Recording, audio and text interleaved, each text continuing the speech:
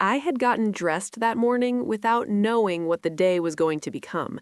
That sounds like the beginning of a story about something sudden. And in some ways it was, though my father's illness had not been sudden. 8 months of knowing, 8 months of logistics and phone calls, and the particular kind of planning that exists in the space between hoping and accepting. When the call came at 7:42 that morning, I was already in my work clothes. I had been awake since 6. I had made coffee and fed the cat and been thinking about a vendor contract that needed follow-up.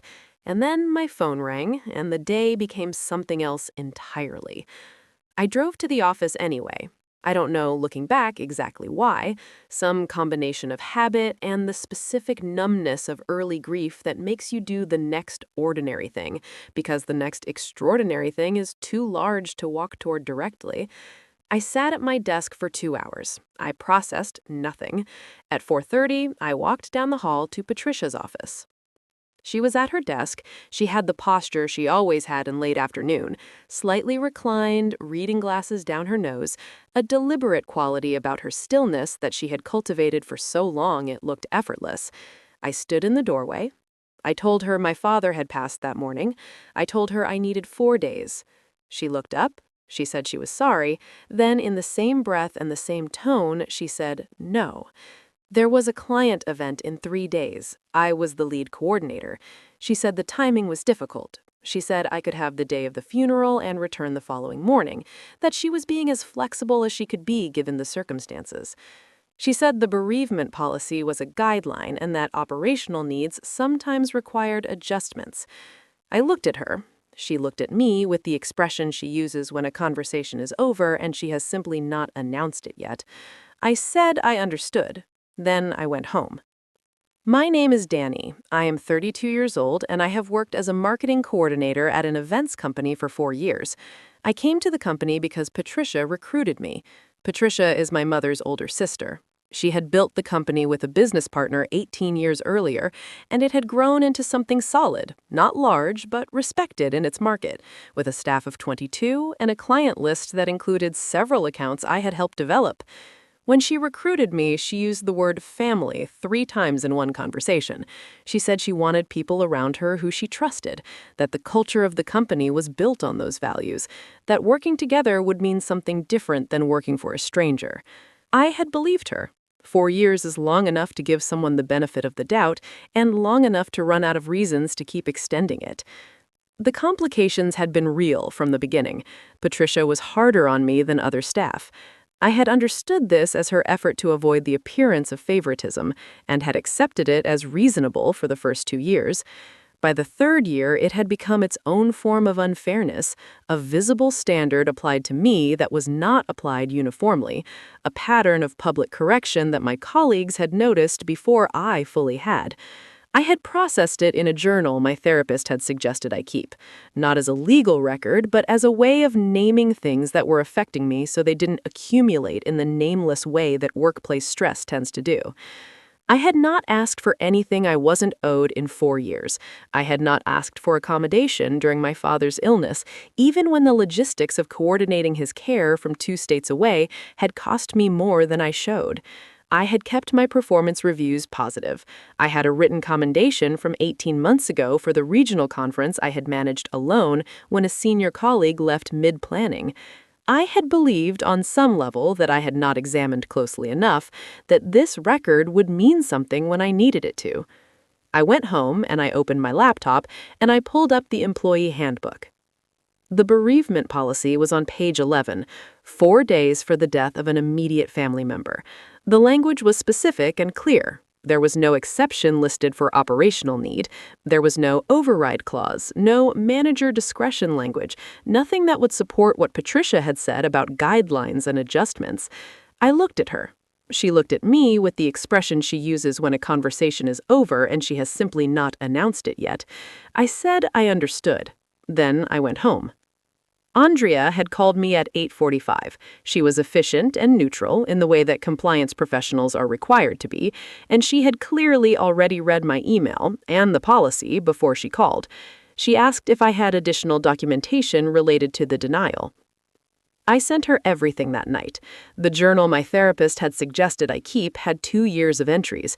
I selected the relevant ones, the 3 occasions where Patricia had denied me accommodations, citing operational need, the same accommodations that had been granted to other employees in comparable circumstances. I had noted it at the time because it had struck me as inconsistent. I had not known why I was writing it down beyond the fact that something felt worth recording. I was glad I had written it down. I also sent Andrea the performance reviews, the written commendation, the employment contract, the handbook screenshot, the timestamp on my 9/17 email. Andrea was quiet on the phone for a moment when I described the pattern. Then she said, "This is a pattern, not an incident." She said that distinction matters for the inquiry she was opening. That night, I drove to my father's house. He had lived there for 22 years, in the house where I had grown up after the age of 10. And walking in without him there had the specific disorientation of visiting a landscape that has lost its central feature. Everything else unchanged, the feature simply absent. I spent the evening on logistics, arrangements, calls, the administrative machinery of death that no one describes when they describe grief, because it is unglamorous and relentless, and it happens at the same time as everything else. At some point, I sat on the back steps. It was dark. The neighbor's porch light was on across the fence. I could hear, distantly, a television. I thought about my father. He had been a man who did the right thing without requiring an audience for it, paid his debts, kept his word, showed up when he said he would. He had told me once, when I was in high school and upset about something that had been unfair and unacknowledged, that the point was not whether anyone noticed. He had said it the way he said things he actually believed, which was quietly, and once, without repeating himself. I had carried that into the way I worked. I had carried it into 4 years at a company where I had shown up and kept my word and not required acknowledgement for it. Sitting on those steps, I understood that I had been applying my father's principle to someone who had mistaken it for permission. I went inside and I opened my laptop. I drafted 2 emails. The first was to Patricia, the second was to Andrea, copied on everything. Both said the same thing in professional language. I would be exercising my bereavement leave per company policy beginning the following morning. I had documented the denial and the applicable policy language. I was available to discuss the client event transition upon my return. Then I spent an hour building the handoff document.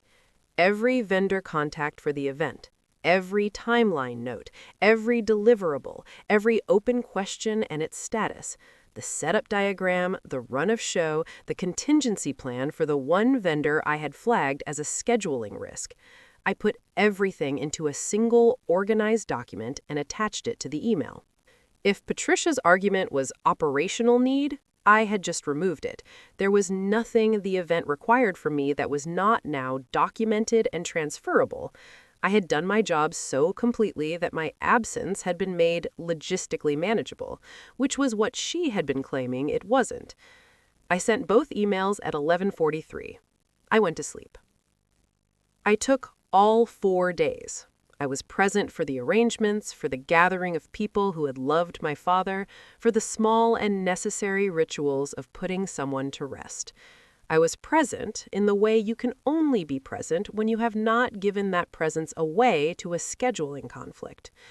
I have thought about what it would have meant to have had only 1 day, to have been sitting in a hard chair at my desk the morning after the funeral, managing vendor calls and timeline logistics, while the particular unrepeatable window of early grief closed around me without me having been inside it. I did not let that happen. I had taken back what was mine. The client event happened without me. It did not collapse. The handoff document worked the way good documentation works. It transferred the knowledge and made the absence manageable. I knew it would. I had built it to make sure. The compliance firm's formal inquiry produced a written finding. The bereavement denial had not been consistent with company policy, and the pattern of differential policy application represented a documentation concern the company was required to address. Patricia was required to issue a written acknowledgement of the policy deviation. She did. in language that was precisely calibrated to satisfy the requirement while conveying nothing. I returned to work. I completed the quarter. I did not perform normalcy or warmth that I did not feel, but I also did not perform grievance. I was professional because I am professional, and because the situation did not require me to be anything more or less.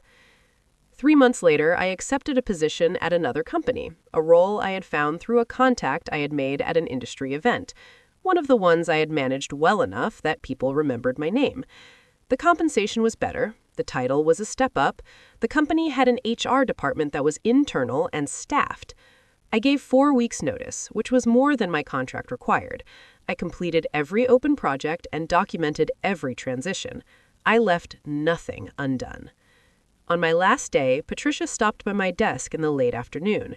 She said she hoped things worked out for me.